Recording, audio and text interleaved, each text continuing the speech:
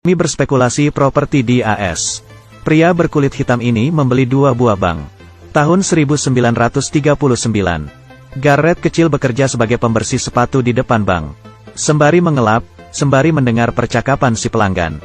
Ketika mendengar nada bicara mereka semakin serius, ia segera mengambil catatan kecilnya. Atau juga, ia diam-diam mendengar diskusi bisnis para petinggi bank. Tapi, seringkali ia diusir oleh penjaga keamanan. "Kamu sedang nguping pembicaraan orang kulit putih itu, ya?" Ia pun bertanya pada ayahnya mengapa si penjaga keamanan bisa semenyebalkan itu. Ayahnya melihat catatan Garrett. Ternyata putranya memiliki bakat. Tapi ini Texas. Orang hitam tidak bisa mencari nafkah dengan cara orang putih kebanyakan. Malah dapat mengorbankan nyawa sendiri.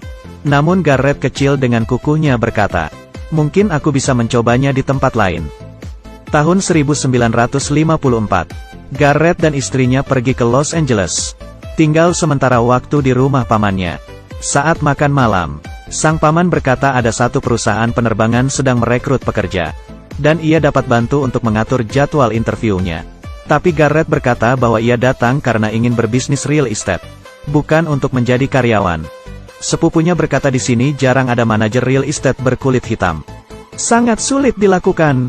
Garrett pun memberitahu niatnya untuk membeli rumah. Lalu menyewakannya. "Enis, kau telah menikahi seorang konglomerat kah?" Mendengar sindiran pamannya, Garrett malah semakin yakin terhadap dirinya. Setelah mengantar sepupunya kerja, ia mengelilingi rumah orang-orang berkulit putih. Sampai akhirnya ia menemukan apartemen bergaya taman. Tinggal mengumpulkan dana, gedung itu pun bisa terbeli. Tapi biaya renovasinya tidak cukup. Bagaimana ini? Istrinya bilang ia dapat carikan seorang rekan. Mereka lalu mampir ke sebuah klub perkebunan. Bosnya bernama Joel, seorang kulit hitam yang berbicara tanpa kenal sopan santun. Setelah tak lama berbicara, Garrett pun pergi, menganggap Joel bukanlah orang yang bisa diandalkan. Tidak bisa bekerja sama dengannya. Lalu ia mendatangi sendiri pemilik real estate, Barker.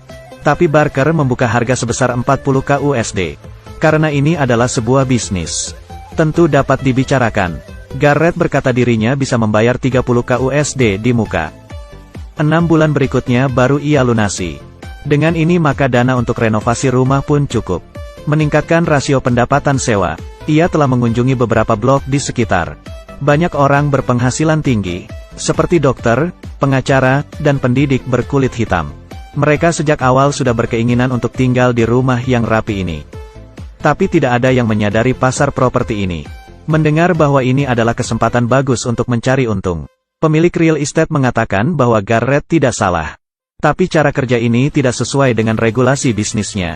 Setelah ditolak, Garrett melihat di belakang si bos. Ada sebuah kalender meja pemberian bank. Sebuah ide menarik langsung menghampiri kepalanya. Bergegas pergi ke bank menemui manajer pengurus kredit pinjaman.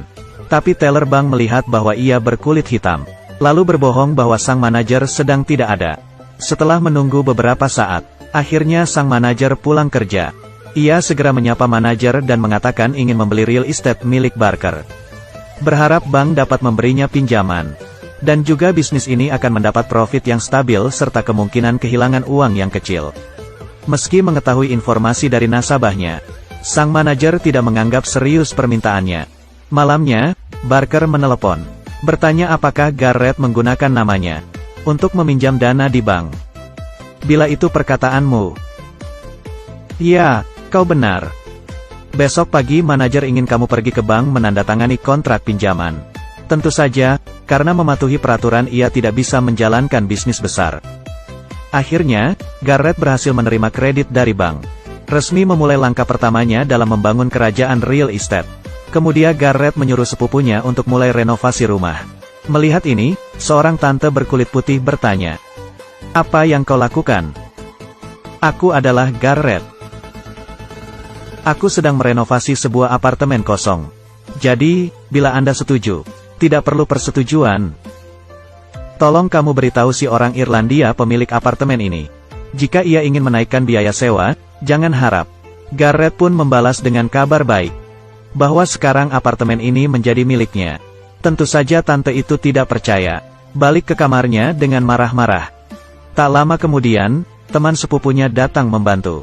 Ketika mereka sedang bekerja sama, Ada 2 orang polisi menghampirinya, berkata bahwa mereka mendapat laporan dari penduduk, bahwa ada orang yang berpura-pura menjadi pemilik apartemen. Beruntung, saat itu Garrett membawa surat kepemilikan apartemennya. Polisi melihat bahwa surat itu asli, dan mereka pun tidak bisa apa-apa lagi. Sebelum pergi, mereka berpesan agar Garrett menghormati penyewa apartemen. Malam harinya, Garrett pindah ke apartemen, dan seorang tante yang melapornya tadi merasa sangat malu. Hingga hari berikutnya ia pun pindah rumah, dan kamar apartemennya dengan cepat mendapat penyewa baru. Melihat peluang bisnis, Barker mengajak Garrett untuk bekerja sama, melakukan penjualan melalui telepon, dan kontraknya ditandatangani ketika bertemu. Dan profitnya dibagi 2 sama rata. Menyadari bahwa dirinya hanyalah seorang berkulit hitam, Garrett selalu mendapat penolakan. Dengan bekerja bersama dengan orang lain, ia pikir adalah sebuah cara yang oke. Mereka pun membeli lebih banyak rumah. Setelah direnovasi semuanya, langsung disewakan. Dengan cepat, Garrett pun punya rumahnya sendiri. Tapi hal baik tidak berlangsung lama. Suatu hari tengah malam, Barker meninggal dunia. Dan istrinya sangat rasis terhadap orang kulit hitam. Tidak ingin bekerja sama dengan Garrett. Ia meminta untuk membeli kepemilikan saham Garrett di harga murah, atau tidak akan berbuntut ke meja hijau. Karena kontrak real estate-nya ditandatangani sang suami. Pengacara berkata Garrett bisa membawa manajer kredit sebagai saksi. Tapi Barker sudah tiada. Manajer itu menggelengkan kepala tidak mengenali Garrett. Garrett keluar bank dengan sangat marah. Emosinya pun dia redam, karena ia menemukan sebuah trik jenius. Ia harus membeli gedung bank ini. Namun bagaimana? Ia mencari Joel, mengajaknya untuk bersama-sama membeli gedung bank itu. Joel tertawa. Terakhir kali ia datang malah langsung pergi. Tidak ada perhatian sekalipun. Atas dasar apa ingin membangun partnership? Garrett berkata, kerjasama ini berdasarkan 10 tahun lebih penelitiannya terhadap properti dan keuangan. Ketika mereka berhasil membeli gedung bank itu, maka apabila bank akan menolak permohonan pinjaman mereka, para manajemen harus berpikir 2 kali. Pada akhirnya ketika melawan pemilik sendiri, maka si pemiliklah yang akan menang. Joel menganggap ide Garrett tidak masalah. Bisnis ini bisa berjalan, tapi mereka adalah kaum berkulit hitam. Bagaimana bisa membeli gedung dari mereka yang berkulit putih? Garrett sebelumnya sudah memikirkan matang-matang. Dia akan menyuruh teman sepupunya, Matthew, untuk menjadi juru bicara. Dan dirinya akan memegang kendali di belakang layar. Dalam menjalankan bisnis, harus mengerti peraturan di masyarakat, seperti bermain golf, pengetahuan finansial, minum birdel. Setelah mengikuti pelatihan dari ahli, Matthew yang tadinya hanyalah seorang karyawan berubah menjadi tokoh terkemuka. Joel ingin meminjam $2 juta Amerika Serikat kepada seorang bankir. Lalu ia menyuruh Matthew untuk mengajak si pemilik gedung bank sering-sering pergi ke klub golf. Setelah berinteraksi beberapa kali, Matthew dan pemilik gedung mulai akrab. Memanfaatkan kondisi ini, Matthew segera menyampaikan niatnya untuk membeli gedung bank itu. Awalnya, gedung bank itu dijual seharga $2,4 juta Amerika Serikat. Tapi berdasarkan yang ia tahu dari Garrett, tentang surveinya selama ini tentang harga pasar, Matthew menjelaskannya semua kepada pemilik gedung hingga tak bisa berargumen lagi. Akhirnya harga pun berhasil ditawar hingga menjadi $1,56 juta Amerika Serikat. Garrett dan Joel pun sukses membeli gedung bank itu, lalu meminta lebih banyak pinjaman, berbelanja di tengah kaum berkulit putih, kemudian menyewakan rumah dan mendapat uang yang lebih banyak. Kerajaan real estate ini berhasil dibangun. Langkah berikutnya adalah membeli bank. Tahun 1963, Garrett kembali ke Texas mengunjungi orang tuanya. Dia membawa anaknya ke pinggir jalan, melihat seorang pemuda yang bekerja membersihkan sepatu. Bertanya berapa harga sekali membersihkan. Pemuda itu berkata ia hanya melayani orang berkulit putih. Garrett mendongakkan kepala melihat ke arah bank, lalu berpikir dalam-dalam. Sekembalinya ke Los Angeles, dia menemui Joel untuk berbincang-bincang, dan mengatakan bahwa ia berniat membeli bank di tempat kelahirannya. Selain dapat memperbesar kerajaan real estate-nya, juga dapat membantu warga berkulit hitam untuk mendapatkan kredit bisnis. Joel menganggap ini bukanlah ide bagus. Risikonya sangat besar, tapi ia tetap mengiyakan ajakan Garrett itu. Mereka pun menugaskan Matthew kembali menjadi juru bicara. Setelah sukses membeli lagi sebuah bank, Garrett mengubah peraturan pinjaman kredit, mulai menyediakan kredit bagi kaum kulit hitam di kota.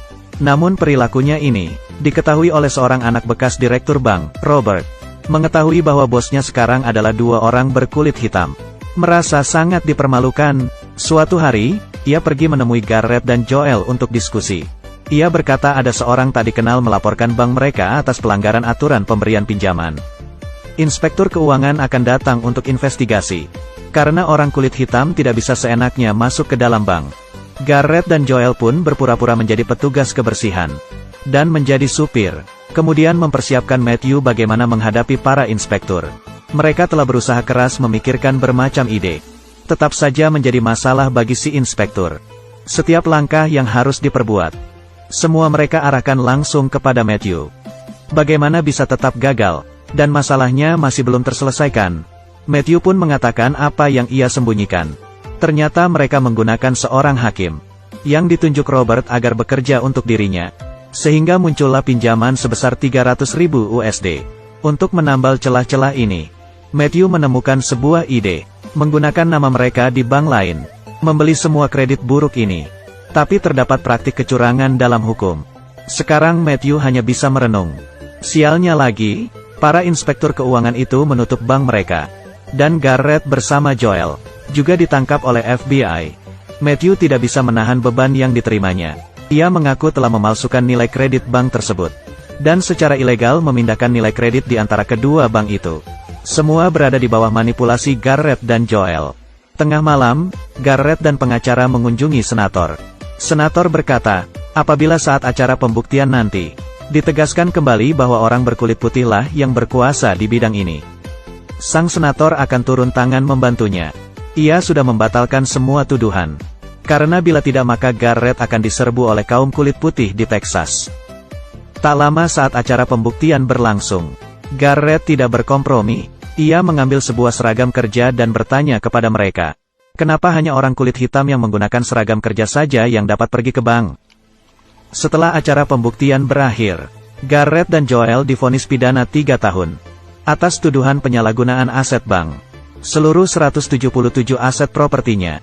Hanya tersisa satu karena berada di bawah nama istrinya. Sisanya disita. 3 tahun kemudian Garrett dan Joel keluar dari penjara. Keduanya berbicara sambil tertawa. Karena mereka masih memiliki aset properti di Bahama. Ternyata satu hari sebelum Matthew menjadi saksi, dia mengajak Garrett untuk bertemu. Curhat atas semua beban yang ia terima. Jika tidak menaati perkataan senator, maka ia dapat dipenjara 50 tahun. Tapi Garrett tidak komplain. Ia hanya memberikan sebuah permohonan kepada Matthew untuk membelikan 2 buah rumah yang saling berdekatan di Bahama. Berkat kedua rumah di Bahama ini, Garrett dan Joel kembali bangkit. Kemudian kembali pulang ke AS. Kembali membeli rumah dari orang berkulit dan disewakan untuk orang berkulit hitam. Film ini berjudul The Bunker. Diadaptasi dari kisah nyata, tahun 1968.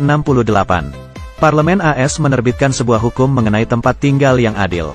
Agar dalam praktik jual beli serta sewa menyewa rumah, tidak ada lagi diskriminasi ras, agama, dan jenis kelamin.